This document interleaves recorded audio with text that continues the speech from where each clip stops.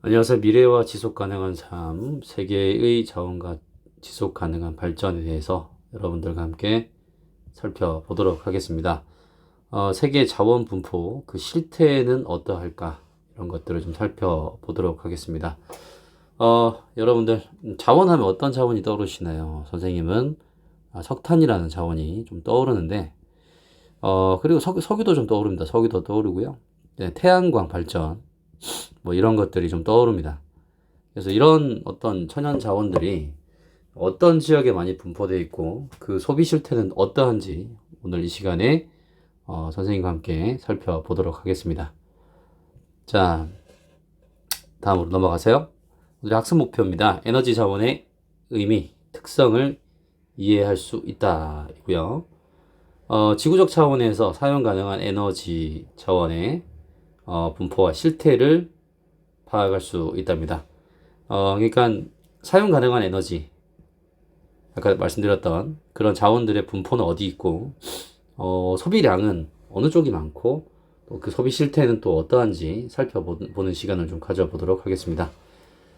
자, 그래서 이번 시간의 큰 특징은 자원의 의미와 특성, 그 다음에 에너지 자원의 분포와 소비 실태, 에너지 자원의 문제와 해결 노력, 이 세 가지가 가장 주 핵심 포인트다라는 거 좀 봐주셨으면 좋겠고요.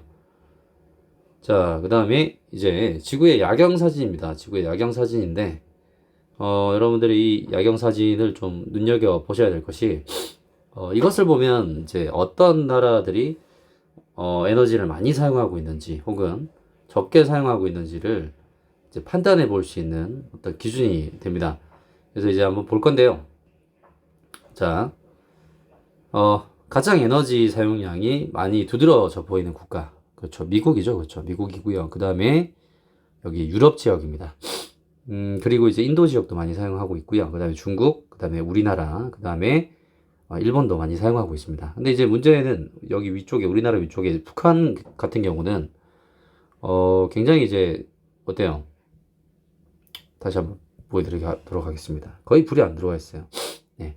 그리고 여기 이제 러시아 지역도 생각보다 에너지 사용량이 적고, 그 다음에 아프리카 지역은 굉장히 적습니다. 그리고 오세아니아 지역, 일부 특정 지역만, 이렇게 해안가를 둘러싼 지역만 에너지 소비량이 상당히 많다라는 거죠.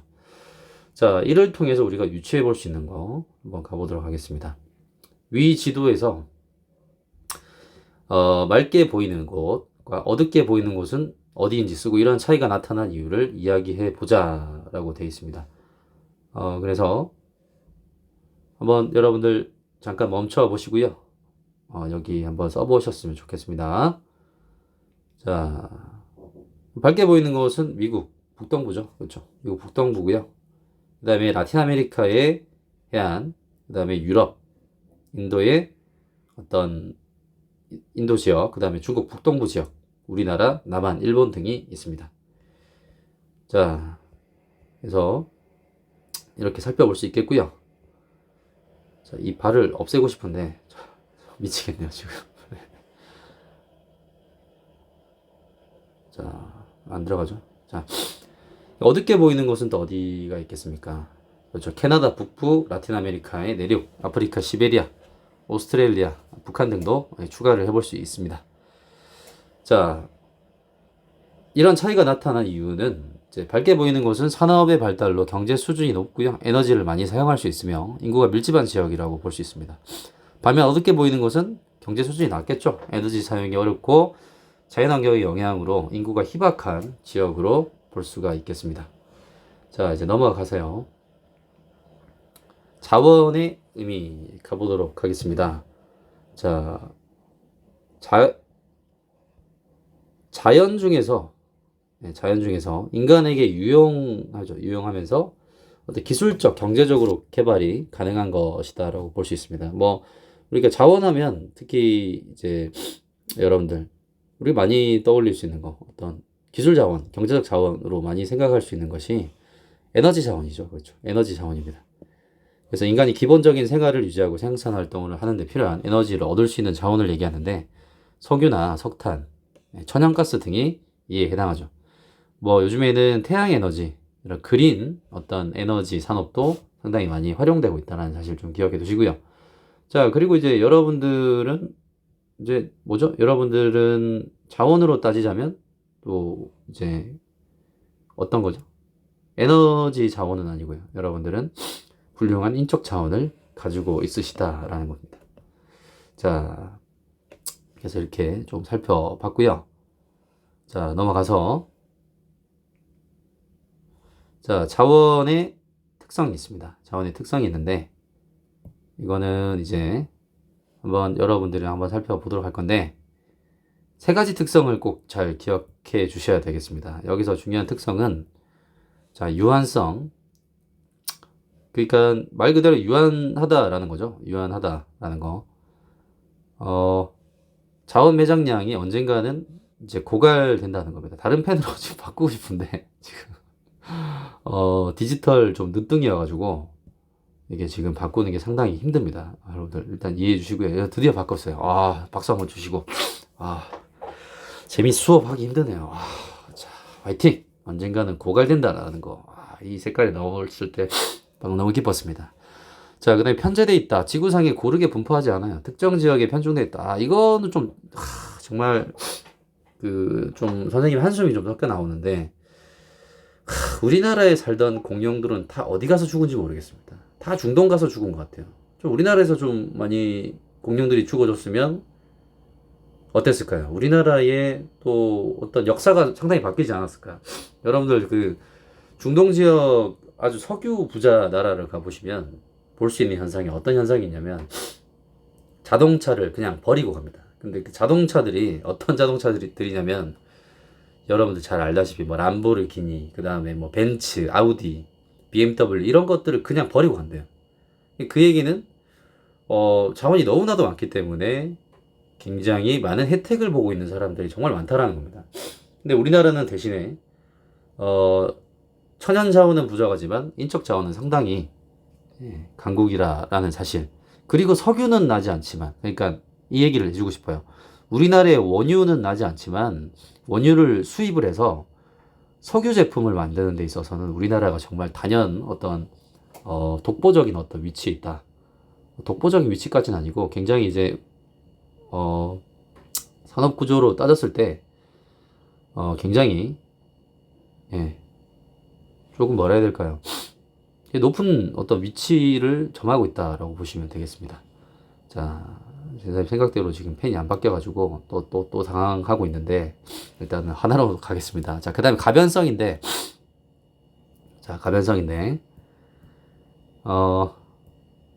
네, 가겠습니다. 시대와 장소, 과학기술의 발달,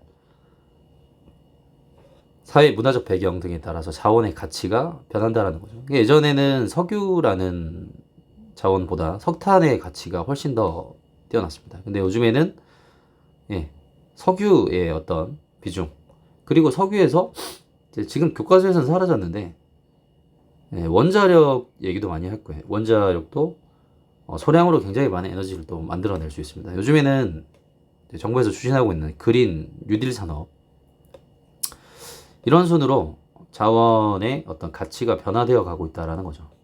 그래서 이런 어떤 에너지 자원의 변화의 흐름, 이런 것들을 좀 파악해 두셨으면 상당히 좋지 않을까라는 생각이 좀 들고요. 이제 다음으로 넘어가도록 하겠습니다. 자, 주요 에너지 자원의 가체 연수. 가체 연수는 채굴 가능한 연수를 얘기하는데 확인된 자원의 매장량을 연 생산량으로 나눈 것이에요.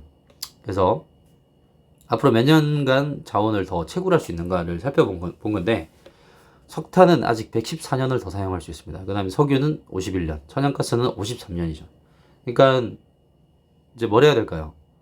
국가별로 천연자원이 지금 사라지고 있다. 50년 안에 우리가 주요하게 사용하고 있는 이 자원들을 대체할 수 있는 새로운 자원들을 개발해 나가야 된다는 겁니다. 자, 오일 샌드인데요. 캐나다에 있습니다. 캐나다 광산인데 지금 이 오일 샌드 말 그대로 이제 석유 모래라고 얘기하는데 여러분들 많이 들어보셨을 겁니다. 뉴스에서 셰일 석유라고 들어보셨나요? 셰일 석유. 이게 이제 이 모래와 안반에 섞여 있는 석유들을 추출해내는 방식의 석유 생산 방식입니다. 예전에는 여기서 석유를 뽑아내는 기술이 상당히 저조했기 때문에 셰일 석유에 관심을 가지지 않았는데 캐나다 및 이제 미국의 어떤 기술 개발로 인해서 이 석유가 등장하게 되면서 또 이제 석유 가격이 상당히 이 셰일이라는 이 석유가 이 세계의 어떤 공급에 참여를 하면서 석유 가격에 상당히 영향을 많이 미쳤다라는 거죠. 그래서 석유 가격을 좀 떨어뜨리게 되는 하나의 요인이 아닌가 생각이 듭니다. 자, 그리고요. 오일샌드를 자세하게 보시면 이렇게 돼 있는데 이걸 처음 본 사람 이런 생각을 했을 것 같습니다. 이걸 뭐 여러분들 그 베어 그릴스 알죠? 베어 그릴스는 주로 뭐 코끼리 똥이나 사막에 있는 그 낙타똥 이런 것들을 쭉 짜내가지고 물을 먹죠, 그렇죠? 근데 이제 이걸 처음 본 사람들은 베어 그릴스와 아주 비슷한 생각을 했을 것 같습니다. 이거를 쭉 짜내가지고 이걸 어떻게 하면 석유로 만들 수 있을까를 생각했는데 그게 어떤 기술의 어떤 발전으로 인해서 우리 석유 자원의 큰 어떤 획기적인 공급을 이뤄낼 수 있게 만들었다라는 거죠. 자, 넘어가겠습니다. 에너지 자원에 분포하실 텐데 분포는 전 세계에 골고루 분포하지 않아요. 이걸 아까 전에 뭐라 그랬죠? 그렇죠. 지역에 편제되어 있다라고 얘기합니다. 자, 편제성. 소비량은 전 세계 에너지 자원의 소비량은 지속적으로 증가하고 있습니다.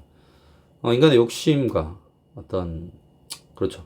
계속적인 어떤 문명과 과학기술의 발전으로 인해서 에너지 소비를 할 수밖에 없는 그런 어떤 기술과 시대의 흐름을 만들어내지 않았는가 생각이 듭니다. 자, 소비국은 몇몇 선진국에서 절반을 소비하고요. 나머지는 여러 개발도상국에서 소비를 하고 있다라는 거죠. 자, 아까 위성 지도에서 봤지만 선진국들이 거의 많은 소비를 하고 있습니다. 자, 에너지 자원의 소비 비중. 자, 어떤 순위냐? 석유 1번이고요. 그 다음에 2번 석탄, 3번 천연가스 순으로 많습니다. 화석 에너지의 소비 비중이 매우 높은 편이다라는 거죠. 자, 그래서 하나하나 이제 자원을 살펴볼 건데 석탄은 일단은 화석 에너지 중 역사가 가장 오래되었어요. 산업혁명의 주요 연료로 이용되었습니다. 자, 분포는요. 고생대의 지층에 매장되어 있는데 여러분 과학 시간을 좀 떠올리면 좋겠습니다. 뭐 고생대, 신생대, 뭐 생대를 나누죠. 우리 사회 시간에는 뭐 고생대가 중요하지 않습니다. 분포가 비교적 넓은 범위에 분포되어 있다. 이 정도만 기억하시면 될 것 같고요. 이용은 공업용 연료와 화력 발전의 연료로 사용되고 있다. 자, 요거 중요합니다. 주요 수출국은 오스트레일리아, 인도네시아, 러시아 등이 있고요. 주요 수입국은 중국, 일본, 우리나라 등이 있습니다. 선생님, 우리나라에도 탄광이 있는데 왜 수입을 하나요? 이렇게 얘기할 수 있는데, 일단은 우리나라 같은 경우는 지금 이 석탄을 채굴하는 데 들어가는 인건비가 상당히 많이 들고요. 그리고 거의 사장산업화 돼가고 있다라는 거죠. 그러니까 결국은 채굴에 들어가는 비용을 따져봤을 때 수입하는 비용이 더 효율성이 있다라고 보는 입장입니다. 자, 이동은요. 석유에 비해 국제 이동량이 적은 편이다. 예전에는 석유에 비해서 지금 현재인데 이게 가변성이라고 보시면 됩니다. 석유보다 석탄이 이동량이 많았는데 석유로 이동량이 더 많이 늘어났다라는 거, 변화되었다는 거 좀 기억해 두시고요. 자, 석유입니다. 에너지 자원 중 소비 비중이 가장 높다라고 얘기하는데, 여러분들, 뭐, 석유는 이제 땅 속에서 천연적으로 생산되는 이제 탄화수소를 주성분으로 하는 가연성 기름이에요. 이를 정제하여 만든 것을 모두 일컬어 석유라고 얘기하는데, 뭐, 화학 구조로 보면 탄수와 수소가 중심으로 해서 여러 가지 모양으로 조합된 무수한 화합물의 혼합체입니다. 그래서 원래 이제 석유를 천연적으로 산출한 것과 정제한 것으로 구분해요. 그러니까 천연적으로 산출한 것. 예. 그러니까 이걸 뭐라고 얘기하냐면 이걸 원유라고 부르고요. 그 다음에 이제 이걸 정제한 거를 이게 석유라고 부르는 거죠. 그래서 석유를 쉽게 예를 들면 뭐 휘발유, 등유, 경유, 중유, 윤활유, 아스팔트 이런 거 다 층으로 나눠집니다. 그래서 이제 석유는 이제 뭐 석유 얘기를 좀 하자면 이 교과 내용보다 이제 뭐 석유의 역사 썰 이를 좀 풀자면 뭐 고대인들의 입장에서는 이제 석유라는 게 뭐라고 불렸냐면 검은 물이라고 불렀습니다. 검은 물. 뭐 고대인들은 정체를 알 수 없는 검은 물이다라고 얘기를 했는데 뭐 우리가 뭐 원유 여러분들 보셔서 알겠지만 뭐 영화 같은 데서 보시면 알겠지만 뭐 원유 막 찾으러 와가지고 팍 터지면 얼굴이 막 어떻게 돼요? 검은 물로 막 뒤덮여지죠. 이 때문에 이제 고대 사람들은 석유를 뭐 죽은 고래의 피, 유황이 농축된 이슬, 악마의 배설물까지 이렇게 일컫기 일쑤였습니다. 그런가 하면 이제 역청이라 불리면서 신비롭고 주술적인 마법의 물질로도 여기기도 했다라고 얘기를 하고 있는데 물론 석유의 쓰임새를 찾고자 하는 노력도 상당히 있었습니다. 기원전 이제 3000년경 어디로 가냐면 메소포타미아 지역에서 아스팔트 아시죠? 석유를 정제할 때 잔유물로 얻어지는 물질이 있지 않습니까? 지금 우리의 고속도로나 도로에 깔려있는 아스팔트.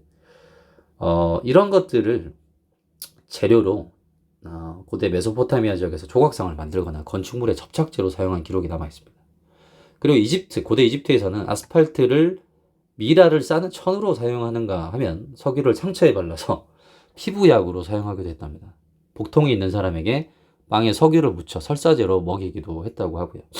생각만 해도 좀 뭔가 바로 설사를 할 것 같은 그런 느낌이 듭니다. 자, 석유가 처음 전 세계적으로 그 쓰임새를 인정받은 것은 어둠을 밝히기 위해서 이제 등화용으로 만들어졌고요. 로마 제국, 페르시아 제국, 인도 등의 국가에서 석유를 조명으로 사용한 기록들이 남아 있습니다. 18세기 이후만 해도 석유가 아닌 이제 여러분들 놀라실지 모르겠지만 고래기름을 사용했어요. 고래기름. 네, 여러분들 알고 있는 그 고래 맞습니다. 바다에 있는 그 고래. 고래기름이 가장 우수한 연료로 18세기 이후에 이렇게 사용됐는데 상당히 재밌죠. 선생님도 이거 처음 알았는데 근데 이제 사실 생각해 보시면 고래를 너무 잡다 보면 고래가 어떻게 될까요? 그렇죠. 바다에서 멸종할지도 모른다는 우려와 함께 고래기름의 가격이 상승했습니다.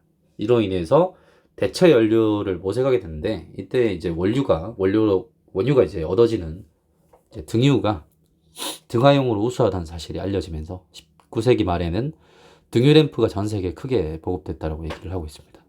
이후에는 이제 여러분도 아시다시피 석유가 내연기관으로 사용되면서 수송용 연료, 석유화학공업의 원료로 그 역할이 비약적으로 확대되었다라는 거죠. 뭐 이를테면 여러분들 뭐 자동차, 항공기, 선박 이런 거대 산업에 상당히 많이 사용됐고요.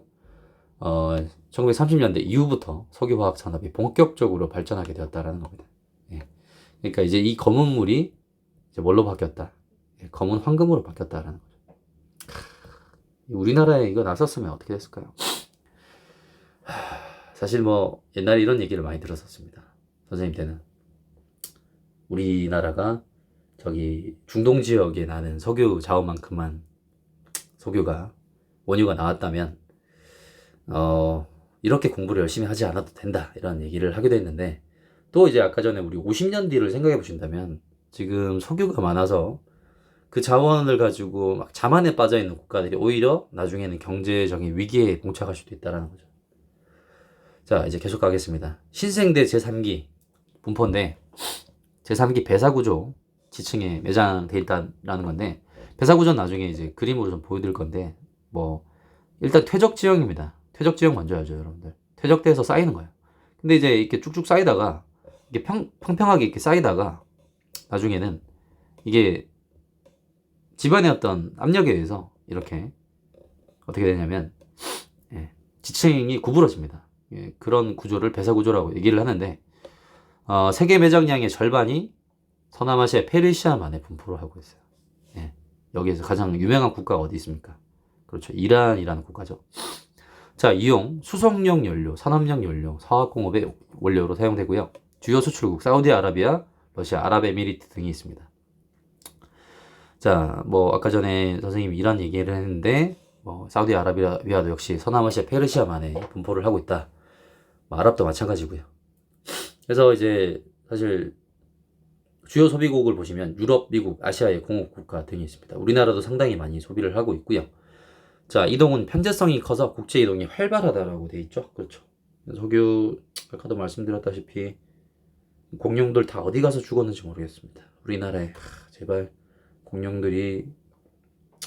탓을 하면 안 되는데 이게 또 어떻게 생각해 보면 그런 거 있죠. 부모의 덕이냐 이렇게 얘기하는데 공룡의 덕을 왜 우리나라는 보지 못하고 있는가? 이런 좀 안타까움과 어떤 마음의 좌절감을 또 느끼지만 또 여러분들이라는 우수한 인적 자원이 있다는 사실에서 저는 큰 기쁨을 느낍니다. 자, 누가 그러네요. 선생님 영혼 없는 소리 아닙니까? 영혼이 있습니다. 자, 천연가스. 여러분들 요즘에 버스 타시면 거기 많이 붙어 있지 않습니까? 예, 천연가스 버스. 다른 화석 에너지에 비해서 오염 물질이 적은 청정 에너지. 자, 주로 석유의 분포와 일치를 합니다. 이용은 가정용 연료, 자동차와 화력 발전의 연료 등. 주요 수출국은 러시아, 미국, 캐나다 등이다. 자, 이동은요, 냉동 액화 기술이 발달합니다. 그래서 파이프라인 건설의 확대로 장거리 수송이 가능해져 국제 이동량이 상당히 증가하고 있어요. 특히 파이프라인 건설을 확대하는 국가가 러시아라는 국가죠. 그래서 그 주변 국가들 이제 유럽 쪽으로 그 천연가스 관이 연결되어서 잘 이제 수송이 가능해지고 있습니다. 자, 세계 에너지 소비량의 변화인데요. 역사적인 사건들이 있습니다. 제 1차 세계대전과 2차 세계대전. 특히 이제 그 전까지는 낮은 수준이었어요. 근데 이제 1차 세계대전과 2차 세계대전을 지금 교과서에서 짚고 있는 이유가 뭐냐면 이 전쟁을 이유로 그러니까 천연 자원에 대한 소비량이 상당히 증가했다라는 겁니다. 한번 생각해 보십시오, 여러분들. 탱크나 비행기를 움직이기 위해서는 상당히 많은 연료들이 필요하겠죠. 그렇죠? 자, 이때부터 천연 자원의 이용이 활발해집니다. 그리고 이제 사실 여러분들이 전쟁이 좀 이제 우리가 인도적인 차원에서 본다면 굉장히 안 좋죠. 근데 이제 경제학자들이나 과학자들의 입장에서는 전쟁 이후에 굉장히 많은 발전과 문명의 어떤 발전을 가져온다라고 얘기합니다. 여러분들이 이 전쟁 동안에는 그 전까지 평화의 시대에는 선을 넘지 못했었던 여러 가지 실험들 이런 것들이 무수하게 이루어지면서 과학기술의 발전이 일어나게 됐다라는 거죠. 의학기술도 마찬가지입니다. 이 양차 세계대전 이후에 굉장히 많은 발전이 있게 되는데 그것도 생체 실험용으로 사용되었었던 사람들의 어떤 희생에 의해서 만들어진 어떤 결과물입니다. 그래서 굉장히 어떻게 보면 희생에 의한 결과물이기도 하고요. 자, 제1차 석유파동, 아랍 국가들에 있었고, 제2차 석유파동, 이란 국가의 어떤 내전과 관련된 어떤 파동이 일어나게 됩니다. 그래서 이때 이제 우리나라도 상당히 많은 어떤 위기를 겪게 됐고요. 그리고 이제 여러분들 경제 수업에서 배웠겠지만, 석유파동 이후에 나오게 된 어떤 경제 사조가 뭐였죠, 여러분들? 그렇죠. 신자유주의였죠. 한번 복습해 보자면 인플레이션이 아니라 스태그플레이션이 발생하죠. 물가도 상승하고 실업률도 상승하는 그런 현상이 발생하게 됩니다. 자, 그리고요 이제 양을 보시면 역시나 석유가 제일이고요. 그다음에 석탄입니다. 그다음에 천연가스, 원자력, 수력, 신재생에너지. 그리고 이제 우리나라에서는 지금 원자력 사용을 지금 폐기하고 있는 수준인데 근데 이제 원자력은 여러분들 아시다시피 소량의 어떤 물질을 가지고 엄청나게 많은 전력을 생산해낼 수 있다라고 알려지고 있습니다. 우리나라에서는 거의 이제 그 위험성 때문에 사상산업으로 이렇게 가고 있는데, 이 분야에 대한 연구가 좀 더 이루어져야 된다고 생각해요, 선생님. 왜냐하면 지금은 위험할지 모르겠지만 어떤 과학자들의 어떤 노력과 발견에 의해서 이 원자력이 나중에는 진짜 미래 필수 에너지로 사용될 수도 있다라는 겁니다. 그래서 더 많은 발전과 어떤 국가의 어떤 투자가 좀 필요하지 않나 라는 생각도 좀 들고요. 물론 위험합니다. 근데 이제 선생님 말은 위험하지만 이 위험한 기술을 좀 더 안전한 기술로 만들면 좋지 않겠는가 좀 생각이 들고요. 자, 그리고요 유전의 단면도입니다. 아까 이제 말씀드렸던 배사 구조가 여기 나와 있는 배사 구조인데 이 지층에 매장되어 있습니다. 밀도의 차이로 인해서 천연가스, 석유, 물의 순서로 층이 나뉘어 존재를 하고 있다라는 거죠. 자, 그래서 이제 해상에서도 유전을 해서 여기까지 내려가지고 석유를 이제 뽑아가고 있습니다. 이렇게. 자, 이렇게. 자, 이렇게 배사 구조를 봤고요. 유전의 단면도를 보셨고, 자, 그 다음에 교과서 272쪽입니다. 이거 좀 여러분들 눈여겨 좀 보셨으면 좋겠는데, 석탄과 석유의 분포와 이동입니다. 특히 많이 석탄이 이동하고 있는 곳을 보시면 오스트레일리아, 예, 인도네시아, 러시아 이런 지역, 예, 좀 눈여겨 보셨으면 좋겠습니다. 자, 그 다음에 이제 잠시만요. 다시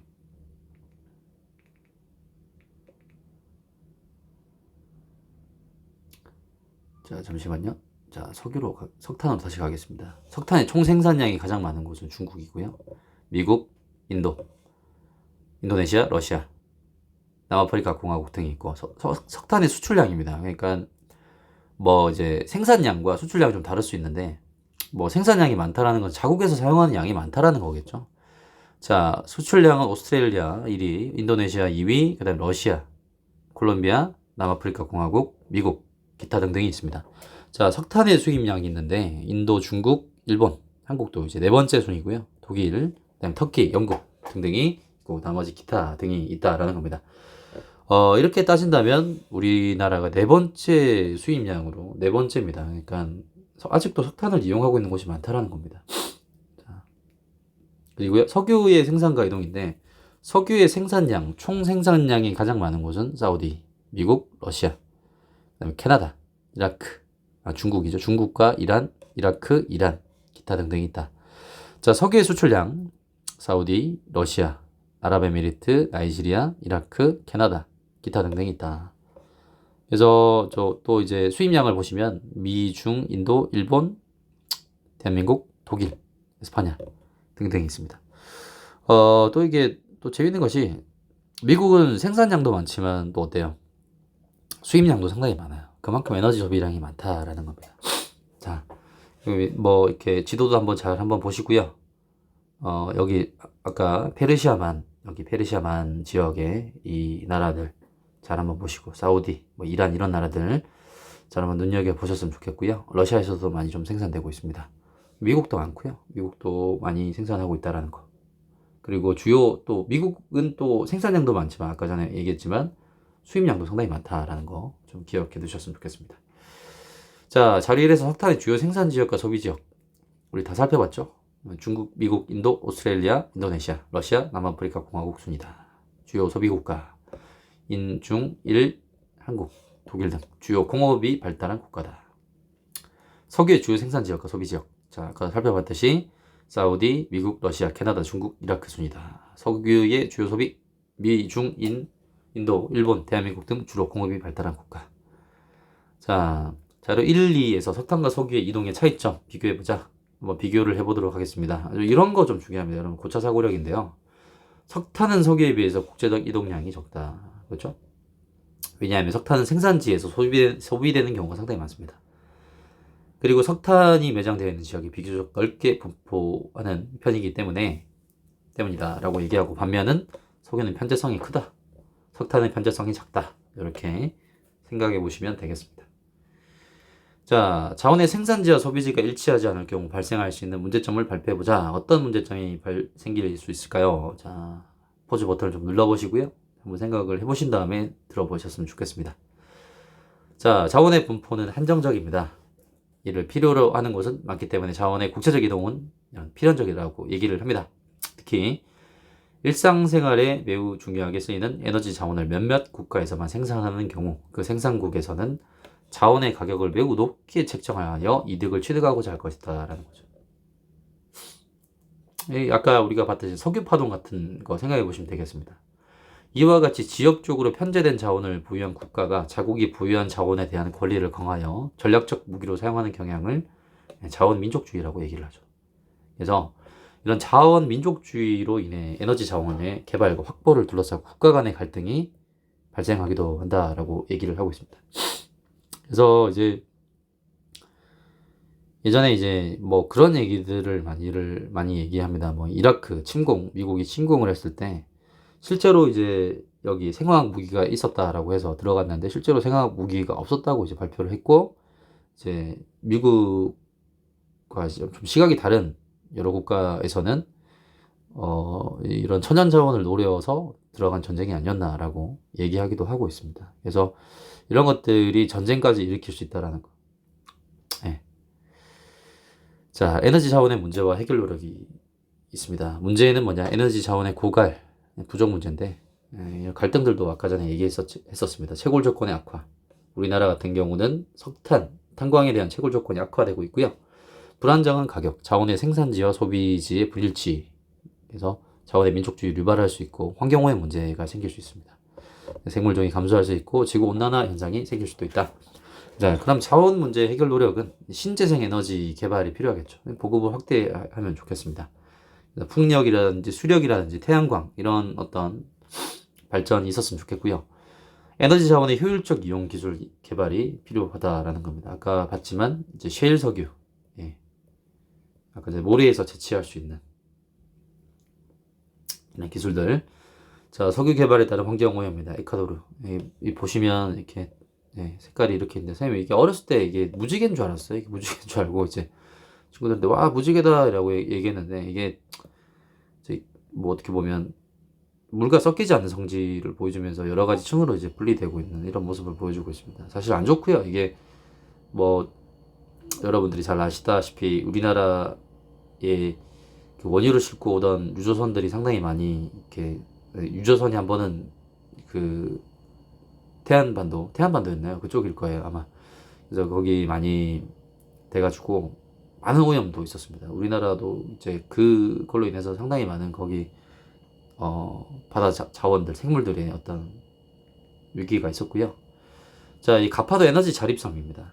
아까 이제 해결책으로 좀 제시를 했었던 얘기였는데 여기 제주도 이제 네 번째로 큰 섬인데 여기는 이제 풍력뿐만 아니라 뭐 태양광 뭐 이런 것들을 적절히 활용하고 있는 그런 섬입니다.